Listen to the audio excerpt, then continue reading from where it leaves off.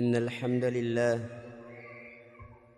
نحمده ونستعينه ونستغفره ونعوذ بالله من شرور أنفسنا وسيئات أعمالنا من يهده الله فلا مضل له ومن يضلل فلا هادي له أشهد أن لا إله إلا الله وحده لا شريك له وأشهد أن محمدًا عبده ورسوله يا أيها الذين آمنوا اتقوا الله حق تقاته ولا تموتن إلا وأنتم مسلمون يا أيها الناس اتقوا ربكم الذي خلقكم من نفس واحدة وخلق منها زوجها وبث منهما رجالا كثيرا ونساء واتقوا الله الذي تساءلون به والأرحام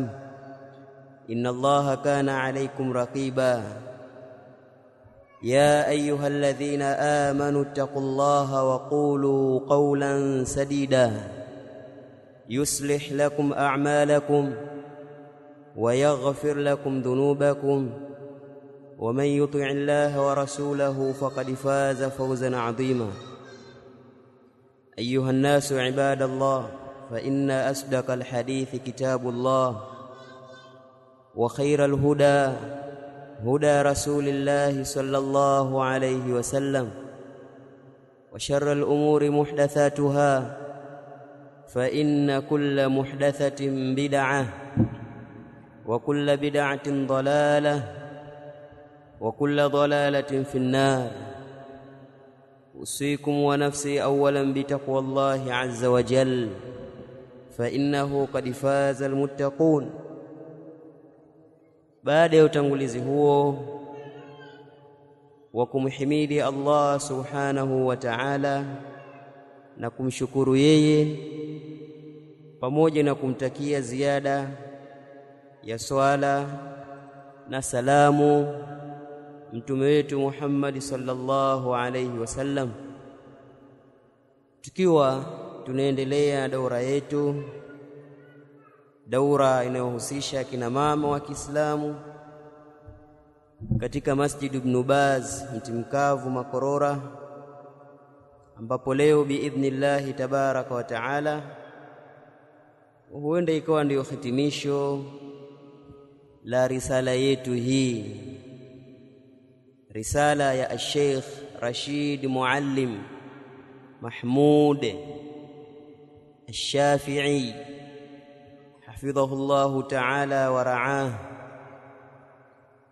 Ni mmoja katika mashaikh wa ahlus sunna wal jamaa wanaopatikana katika miji ya Somali. Leo tunaanza darasa ya 43. Leo biidhnillah tunaanza darasa ya 43. Yaqulu al-muallif hafidhahullahu ta'ala: yajuzu lilmar'ati an tatasaddaqa min mali zawjiha bil ma'ruf, inafaa kwa mwanamke kutoa sadaka katika mali ya mumewe kwa wema, yani kwa vile inavyofahamika kuwa ni wema. Yajuzu lilmar'a, inafaa kwa mwanamke an tatasaddaqa, kutoa sadaka min mali zawjiha, kutoka katika mali ya mumewe, bil ma'ruf, kwa ile namna inayojulikana kuwa ni wema. Ai, maana yake bishai'il yasir, kwa kitu kidogo, alladhi, ambacho la yadhur, hakidhuru.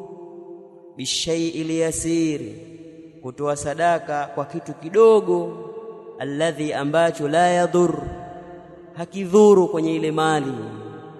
Mali haiathiriki kwa kitu hicho kidogo kilichotolewa. Walau biduni idhnihi, ijapokuwa pasi na idhini yake huyo mume. walau biduni idhni, ijapokuwa pasi na idhini yake huyo mume. Inafaa kwa mwanamke wa Kiislamu kuchukua sehemu katika mali ya mumewe, sehemu ndogo kabisa, kwa ajili ya kutoa sadaka. Itafaa sehemu ambayo haiwezi kuleta athari wala madhara kwenye ile mali ya mumewe iliyobaki. Hata ikiwa mume hajaruhusu, basi itafaa kuchukua sehemu ndogo katika mali ya mume na kuitoa sadaka katika njia za kheri, njia za kuendeleza Uislamu, njia za kuipigania dini ya Kiislamu. Itafaa kutoa mali ya mumewe kiasi kidogo sana kwa ajili ya kufanikisha hayo mambo ya kheri katika njia ya Allah, lakini pasi na madhara yoyote. Na hilo limethibiti katika hadithi ya Aisha radhiyallahu anha qalat, Aisha alisema qala Rasulullah sallallahu alayhi wasallam, amesema mjumbe wa Allah swalla na salamu ziwe juu yake, idha anfaqatil mar'atu min baiti zawjiha ghayra mufsidatin kana laha ajruha wa lahu mithluhu bimaktasab.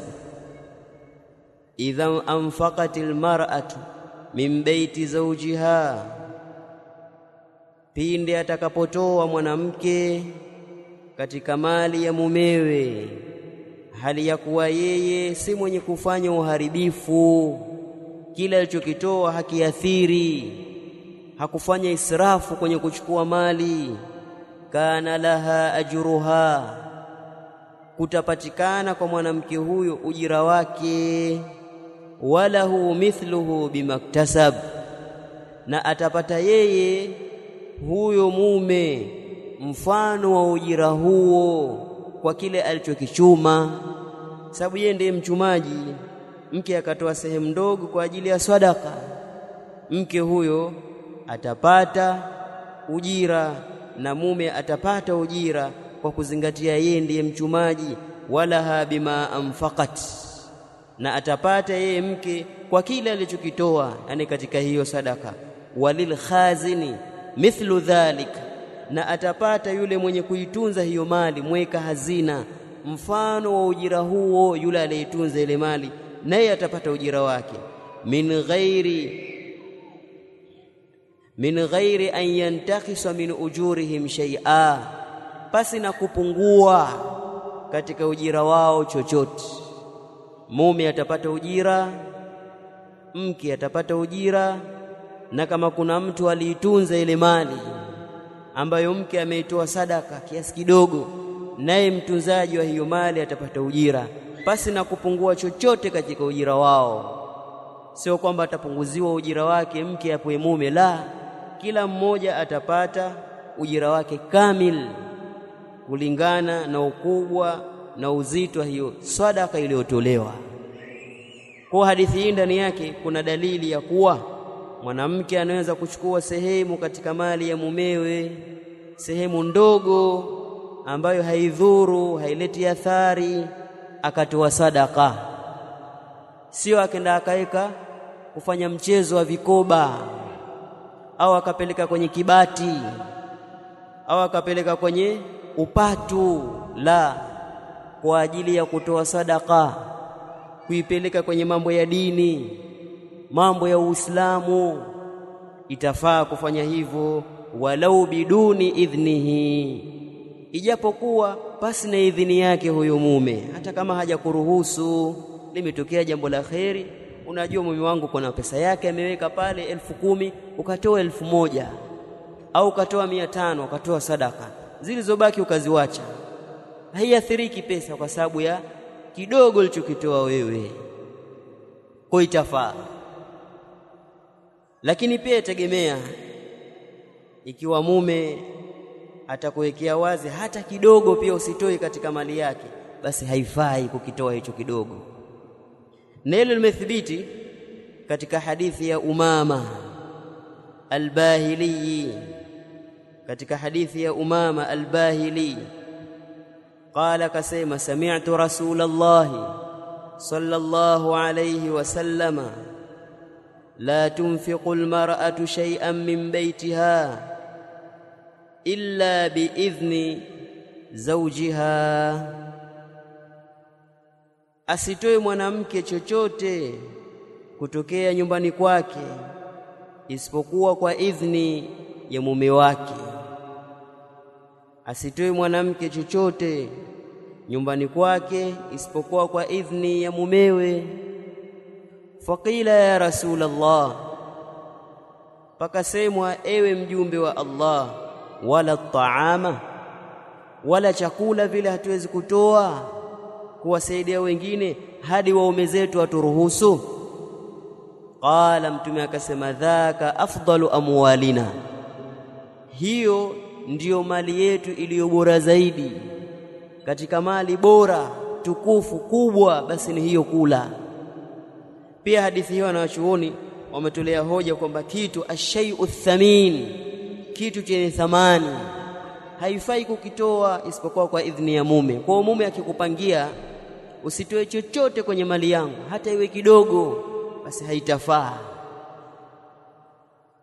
Na ikiwa mke atatoa sehemu katika mali, hajakatazwa hiyo ndogo, basi haifai kuitoa kubwa isipokuwa kwa idhni ya mume. Kilichoruhusiwa kwa wanawake ni kutoa sehemu ndogo katika mali, isipokuwa mume akikataza.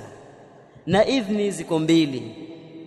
Kuna idhni ya lafdhi la moja kwa moja, mume akakuruhusu, na kuna idhni ya ada, kwamba mume wangu hawezi kukataa kwa kitu kidogo namna hii.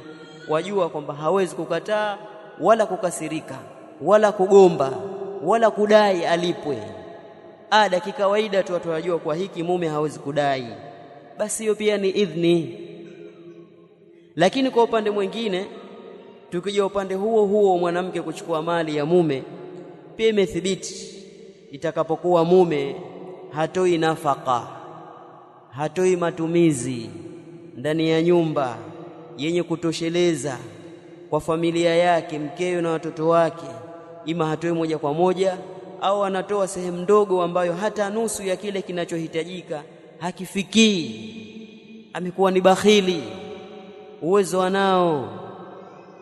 Hili pia limethibiti kwa mtume kwamba mwanamke anaweza kuchukua mali ya mumewe pasi na idhni yake kwa ajili ya matumizi ya lazima ya nyumbani ambayo lazima yafanyike, hakuna namna, na mume ni bakhili, hatoi, basi itafaa kiasi kile ambacho cha kuweza kutimiza mambo ya wajibu.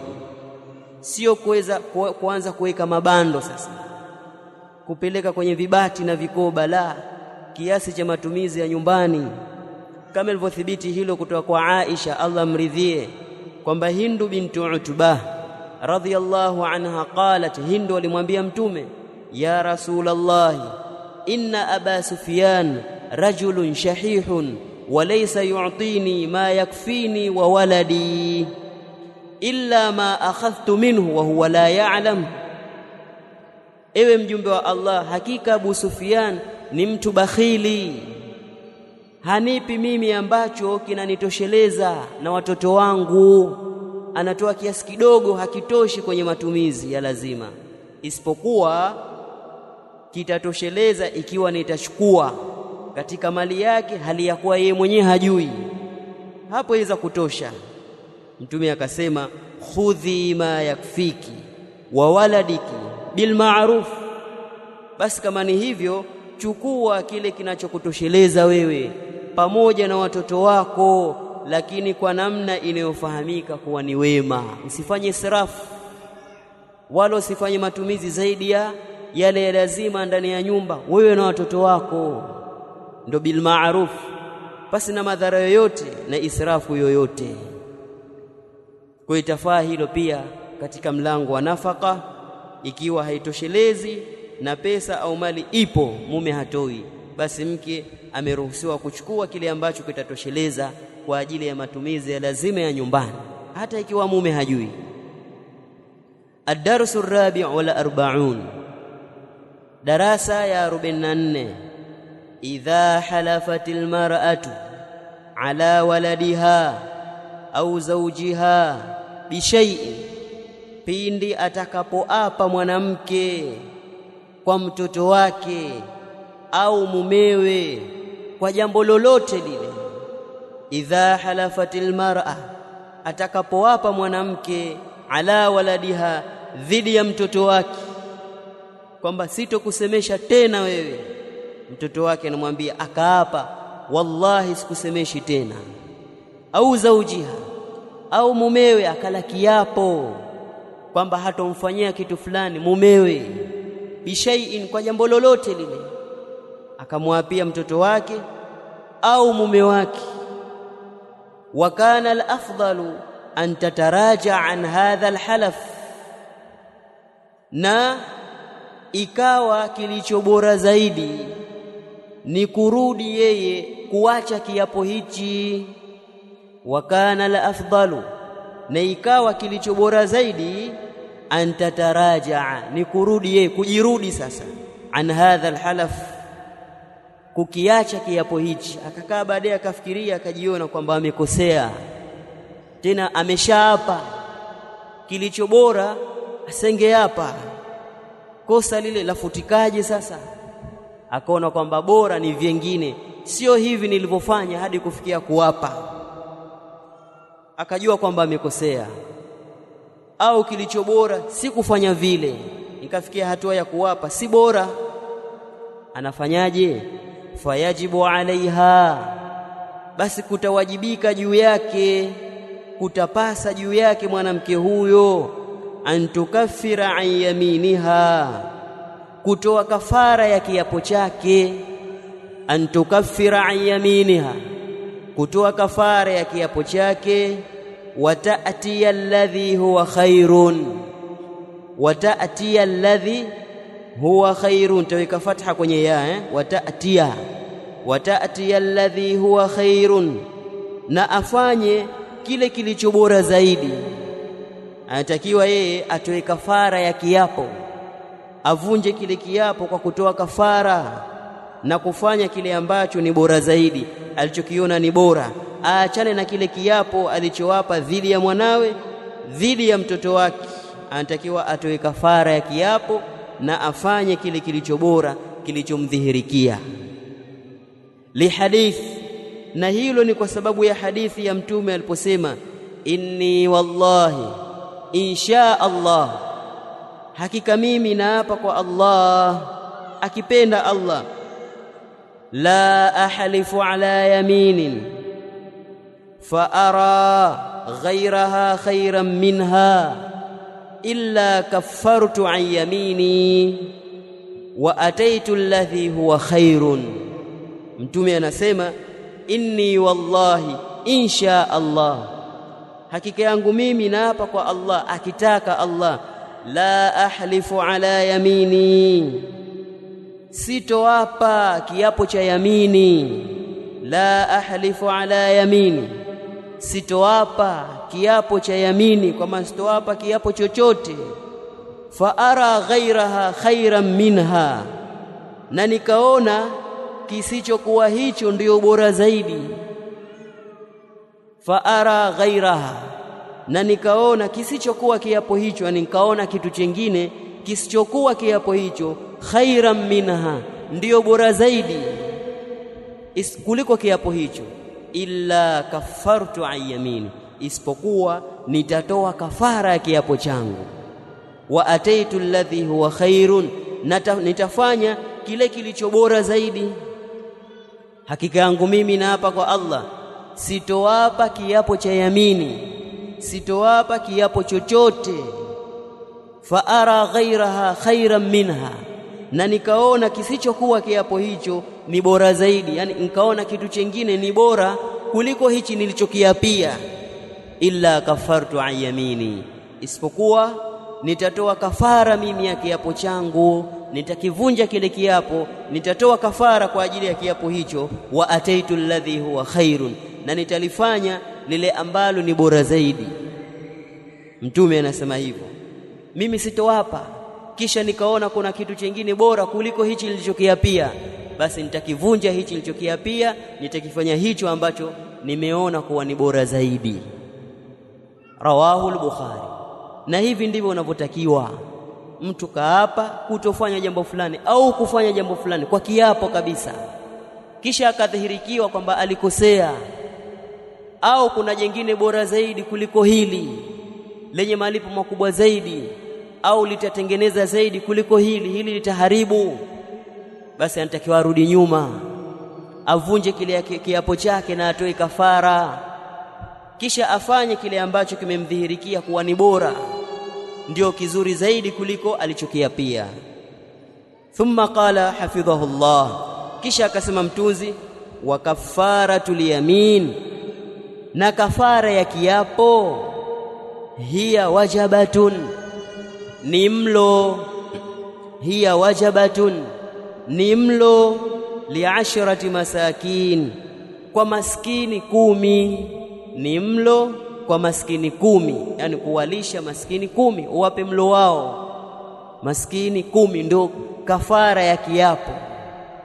Unavunja kiapo na kafara yake ndiyo hii sasa. Kafaratul yamin, kafara ya kiapo, hiya wajabatun li10 masakin, ni mlo kwa ajili ya maskini 10. Wametajwa maskini, lakini mafukara nao wataingia hapo hapo, mafukara, kwa sababu wao hali zao ni duni zaidi kushinda maskini. Kwa ni kuwalisha maskini 10. Anasema mithlu sandutush, mfano wa sandutush. Sandutush kwa lugha nyepesi tunasema baga. Baga mnalijua? Baga mnalijua? Hamlijui? Ni aina ya mikate fulani hivi, hupasuliwa katikati, pakatiwa pale masaladi, nyama, sijui kitu gani anatiwa pale katikati ya ule mkate. Juu kuna mkate na chini mkate, ule mmoja wapasuliwa kati, au zile slice fulani hivi katikati zinawekwa vitu, wanatia pale tomato, masaladi, sijui mandegani, mapilipili, kisha inakuwa imefunikwa na mkate. Mtu anakula hali ya kuwa ndani kuna vitu hivyo, ndo anaita baga kwa lugha za kizungu za kisasa. Ni aina ya mikate ambayo hutiwa vitu katikati hapo, vitamu vitamu. Kwa ukazungumza mtunzi, lakini kwa lugha za kisasa. Wa asir, na juisi ya kutengeneza. Asir ni juisi hizi sana unakuweza kutengeneza za matunda. Wa asir, na juisi ya kutengeneza. Mathalan, kwa mfano utatoa vitu hivyo, likulli shakhsin min al-10, kwa kila mmoja, kwa kila maskini mmoja katika hao 10 utampa baga lake na juisi. Maskini 10 kwa ajili ya kuvunja kiapo chako. Likulli shakhsin, kwa kila mmoja, minal 10, katika hao maskini 10 utampa hivyo, utampa mkate na juisi. Ahlul ilmi wametofautiana kuhusu hicho chakula utamlisha mara ngapi kwa siku. Je, kwa siku nzima au mara moja tu imetosheleza? Wapo baadhi wanawachuona wana mara moja tukishampa chakula mara moja tu kwa siku basi, lakini wengine wana hapana, lazima iwe ni wajabatani, milo miwili, mushbi'atani, yenye kushibisha. Umlishe mara 2, umpe chakula mchana, umpe chakula usiku, au unampa asubuhi, unampa na usiku. Wajabatani mushbi'atani, milo miwili yenye kushibisha, umlishe mara 2 kwa siku, kwa sababu ndio kawaida ya watu wengi hula mara 2. Kwa umlishe chakula cha siku mara 2, umpe mara fulani, baadaye ukija kumpa tena maskini huyo huyo. Kwa idadi yao wawe 10, wapa mara 2. Ndivyo unavyotakiwa. Na chakula kinachotolewa ni kile chakula kilichozoeleka katika ada ya huyo mtoaji. Kwenye mji wao wanatumia chakula gani kinachopendwa katika ada, watatoa hicho. Na wakasema baadhi ya wanachuoni, kwamba inatakiwa mtu atoe nusu pishi, kwa maana ni vibaba viwili hivyo.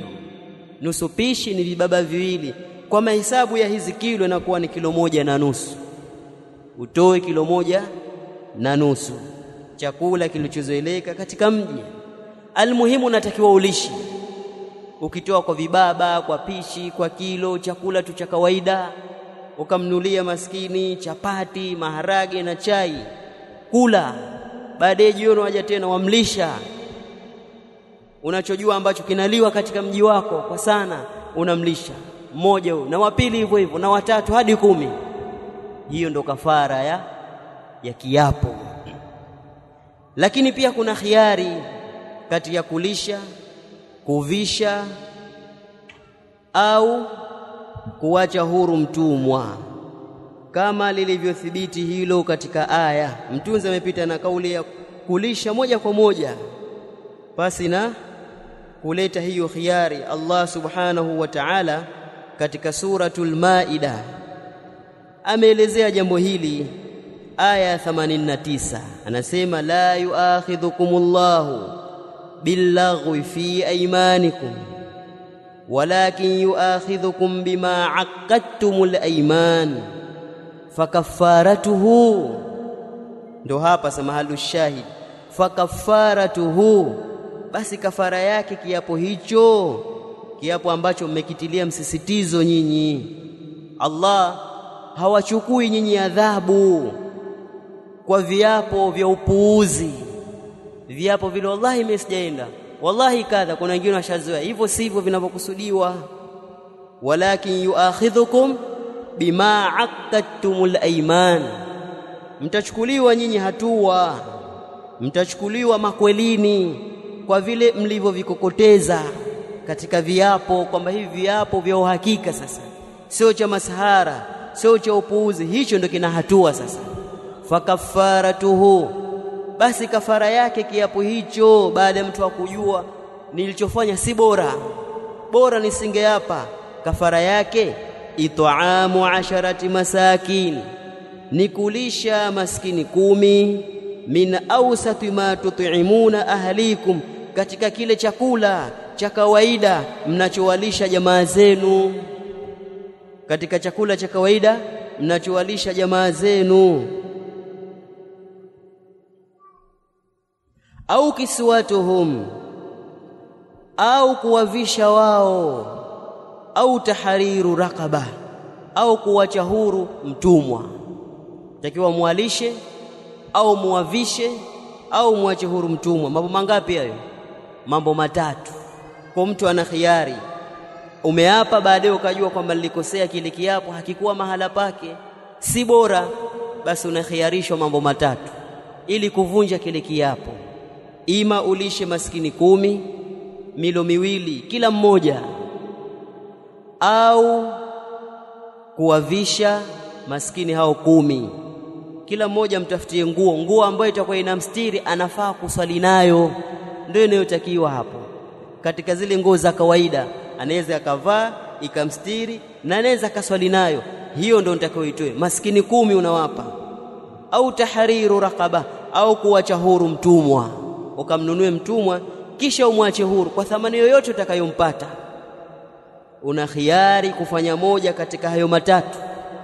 Kisha Allah akasema faman lam yajid, na yule ambaye hakupata, fasiyamu 3 ayamin, basi ni funga ya siku 3, anatakiwa afunge siku 3.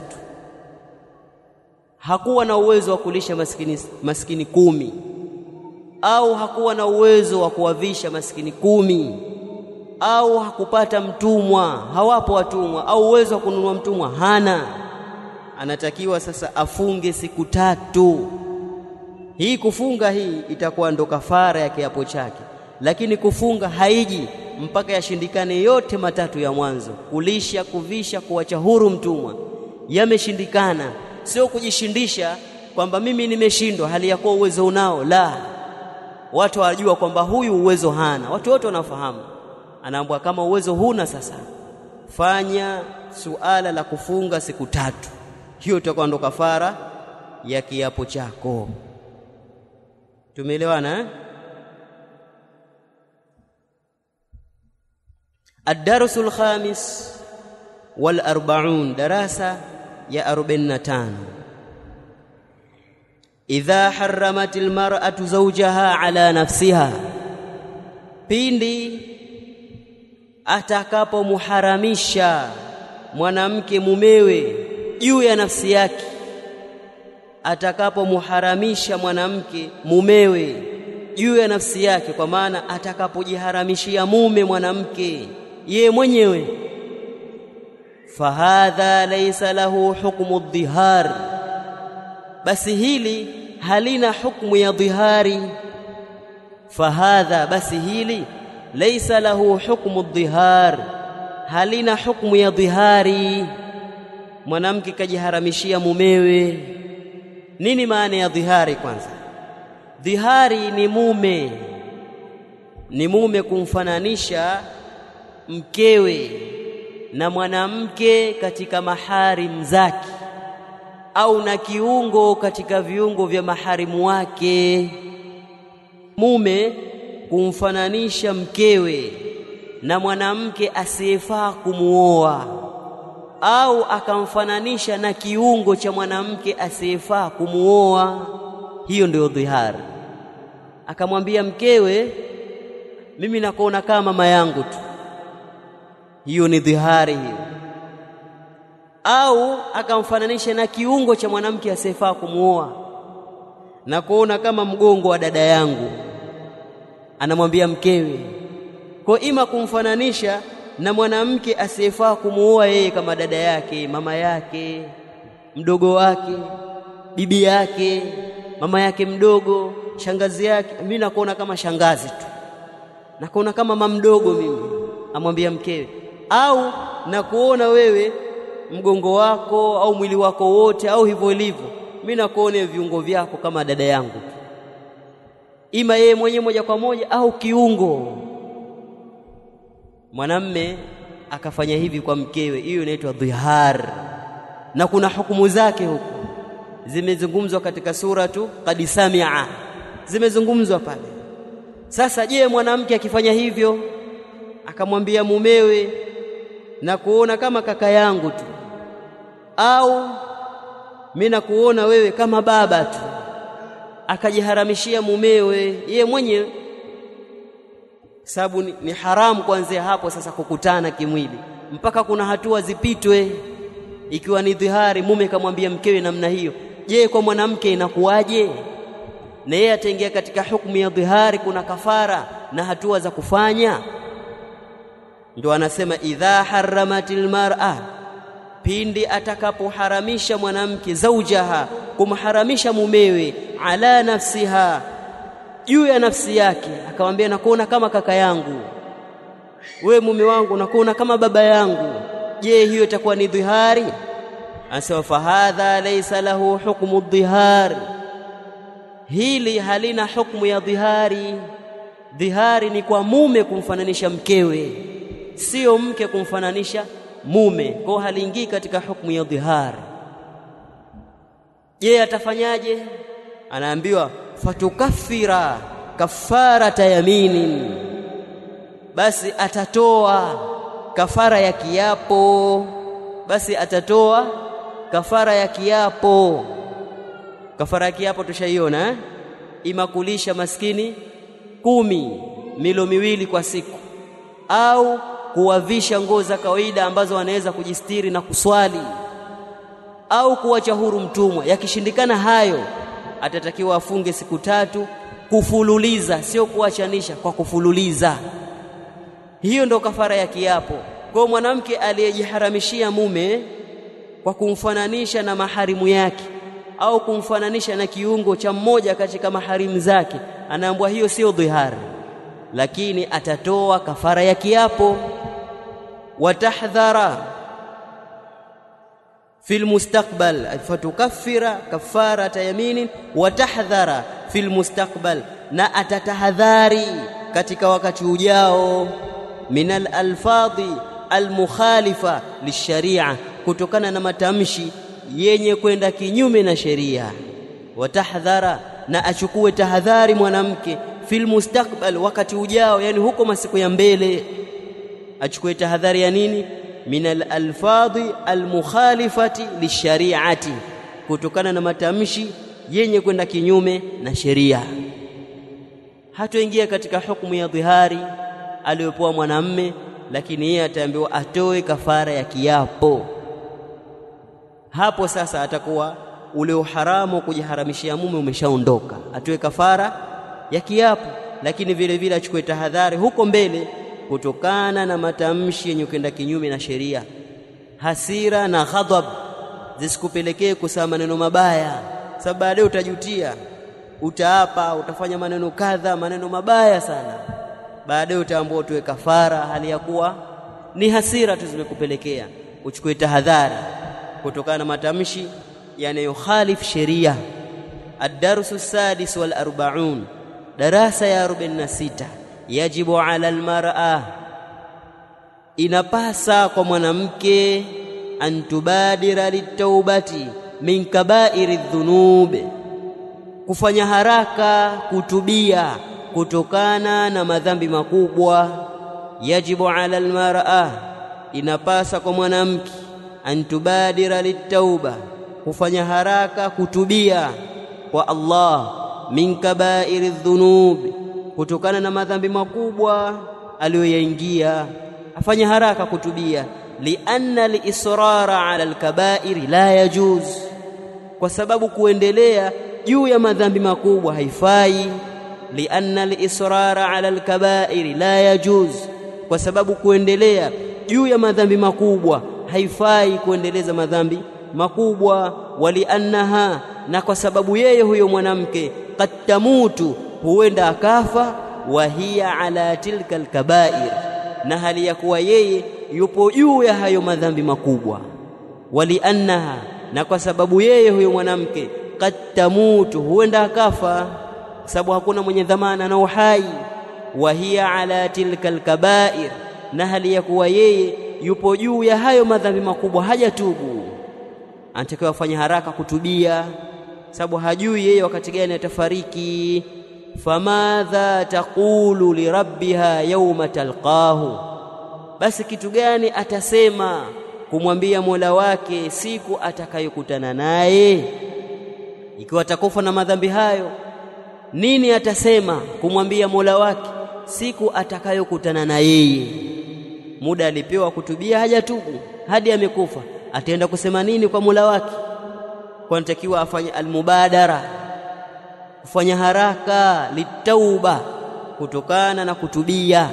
Watu warudi kwa Allah, watubie, na hilo mtume alisisitiza, na Allah kabla ya hapo alishalisema kwenye Qur'ani, ya ayyuhalladhina amanu tubu ila Allahi taubatan nasuha, tubieni kwa Allah toba ya kweli iliyotakata, toba safi kabisa.